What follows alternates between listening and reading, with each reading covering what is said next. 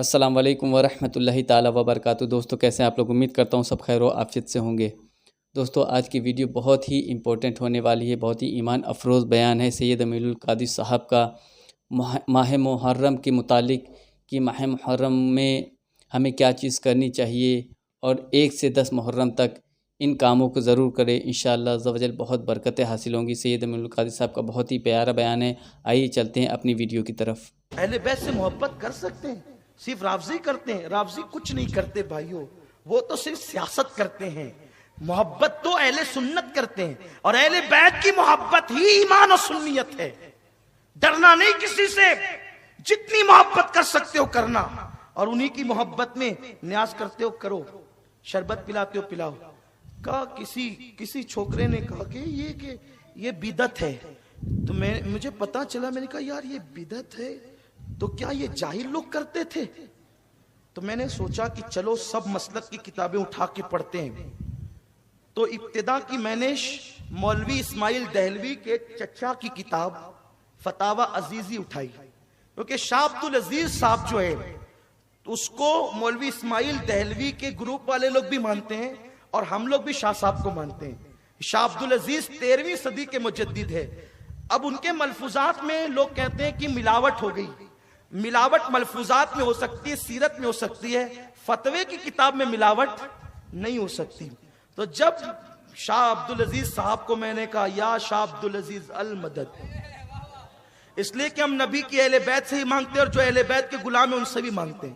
اور یہ جو شاہ عبدالعزیز ہے نا، وہ فاروق اعظم کی اولاد میں سے ہے، حضرت فاروق اعظم کی اولاد میں سے ہیں۔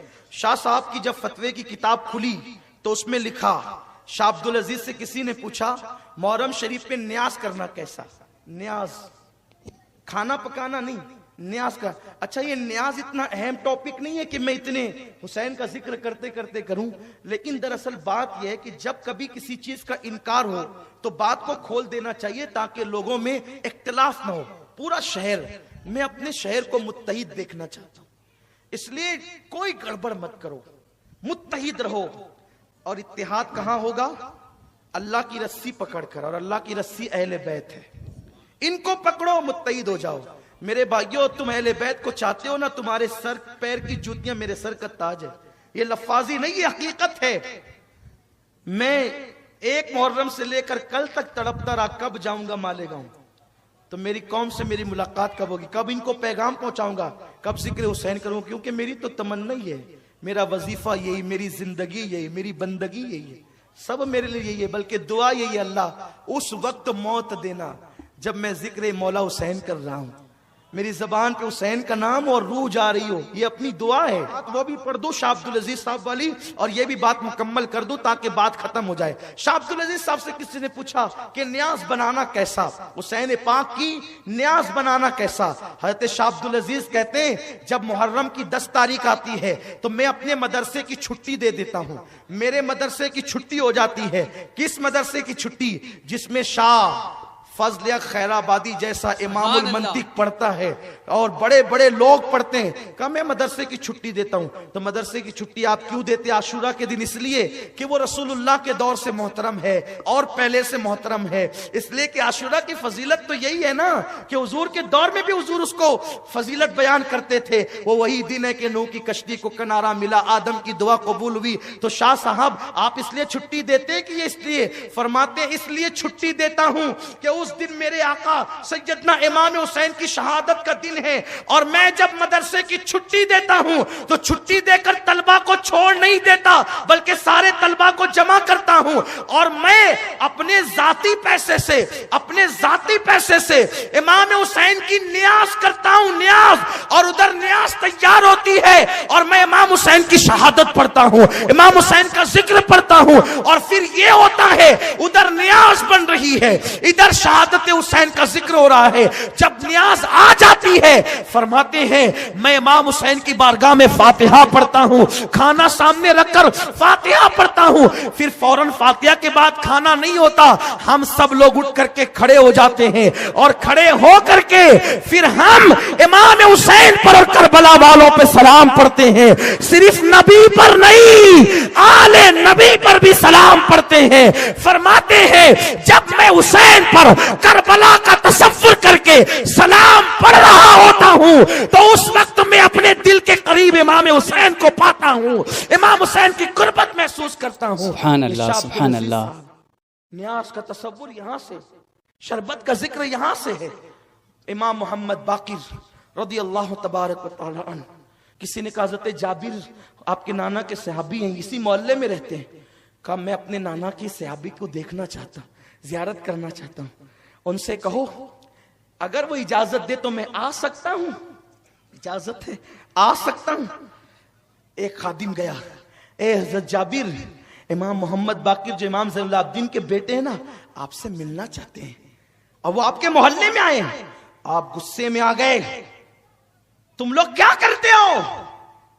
ابھی آ کر مجھے کہہ رہے ہو کہ وہ ملنا چاہتے ہیں؟ ارے میرے محلے میں آئے تھے تو پہلے ہی مجھے بتا دیتے، میرے محلے میں آئے تھے تو پہلے ہی مجھے بتا دیتے، میں خود جا کر کے ان کی بارگاہ میں حاضر ہوتا، کیونکہ وہ ہیں 6-7 سال کے بچے لیکن ان کی رگوں میں نبی کا خون ہے، اہل بیت ہے، وہ حضور کی اولاد ہیں، میں خود جاتا، لیکن چونکہ اب انہوں نے کہا آنے کا، بولو آ جائیں، گھر تو آپ ہی کا ہے، آ جائیں۔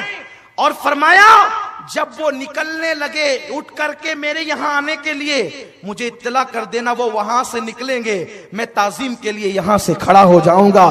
یہ صحابی کا مسلک ہے، صحابی کا۔ اور نبی کے نام پر ہم اٹھ کے کھڑے ہونے میں تساہل ہی کرتے ہیں، وہ 6-7 سال کے نبی کے گھرانے کے بچے کے لیے اٹھ کر کے کہتے ہیں میں کھڑا ہو جاؤں۔ اور اس کے بعد امام محمد باقر آئے، کسی نے کہا آ گئے امام باقر آ گئے، تو جیسے ہی کہا آ گئے تو کہا کہاں ہے؟ نابینا ہو گئے تھے، گھٹنے زمین پہ ٹیک دیا۔ کس نے؟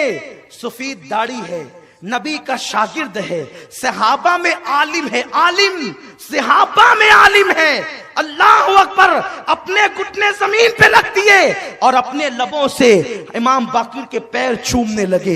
امام باقر کے پیر چومتے ہیں، امام باقر نے بمشکل اٹھایا، آپ کیا کرتے ہیں؟ آپ میرے نانا کے صحابی، کہا آپ اہل بیت ہیں، رسول کے شہزادے ہیں، آپ مجھے چومنے دے پیر۔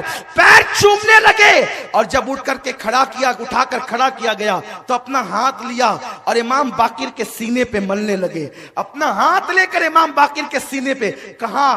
کپڑے کے اندر ہاتھ ڈال کر سینے پہ مل رہے ہیں، اور اس کے بعد اپنی ناک پہ ہاتھ رکھا، اپنی ناک پہ ہاتھ رکھا اور مسکرانے لگے، اس لیے کہ جو عاشق ہوتے ہیں ان کو نبی کی اولاد کے خون کی خوشبو آتی ہے، خوشبو۔ جن کو نہیں آتی وہ اپنے عشق کو تول لے کہاں ہے، اس لیے کہ کون ہے آل نبی کون نہیں ہے، اسی میں اٹکے ہوئے ہیں۔ تمہاری ناک ایمان کی بند ہے، ایمان ہو تو ناک ہو نا۔ خوشبو امام اہل سنت کو آئی تھی نا، آپ نے وہ واقعہ سن رکھا ہے، وقت ختم ہو رہا ہے، بلکہ ختم ہو گیا ہے، جلدی ختم کرنا ہے، 5 منٹ پہلے ہماری شرط یہ ہے، ختم ہو جائے گی گفتگو۔ سینے پہ ہاتھ ملا، کس نے؟ جابر نے۔ بوڑھے ہیں، علم والے ہیں، بہت بڑے عالم ہیں، صحابی حضور کے شاگرد ہیں، اور ناک پہ ہاتھ رکھ کر کے خوشبو سونگی، اور اس کے بعد کہا محمد باقر شہزادے ذرا اپنا کان میرے منہ کے پاس تو لاؤ۔ امام باقر نے کان لے گئے، جی فرمائیے کیا کہنا چاہتے ہیں؟ کان میں چپ کے کچھ کہا تو امام باقر اتنا ہنسے کہ آپ کے سارے دانت دکھے۔ بہت خوبصورت تھے امام محمد باقر، کبھی انشاءاللہ بتاؤں گا کتنے خوبصورت تھے، اتنے خوبصورت تھے کہ جوانی میں چہرے پہ پردہ ڈالنا پڑتا تھا۔ کبھی انشاءاللہ اس پر گفتگو ہوگی۔ تیری نسل پاک میں ہے بچہ بچہ نور کا، تو ہے عین نور، تیرا سب گھرانہ نور کا۔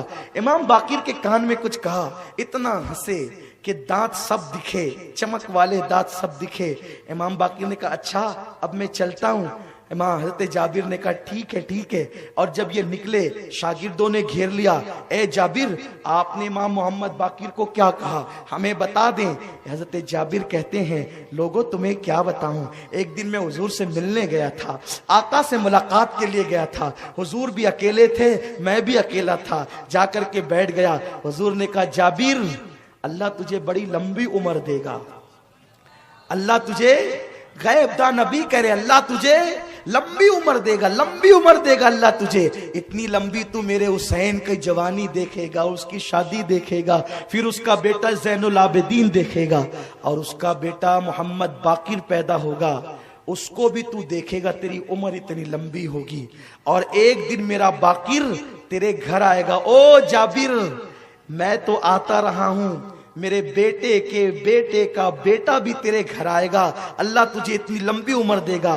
جب محمد باقر آئے گا نا تیرے گھر پہ، تو اس کے کان میں میرا سلام کہہ دینا کہ تیرے نانا نے باقر تجھے سلام کہا ہے، تیرے نانا نے تجھے سلام کہا ہے۔ تو کہا میں بہت بے فکر تھا کہ مجھے موت نہیں آئے گی، نہیں آئے گی، نہیں آئے گی، نہیں آئے گی۔ کیوں؟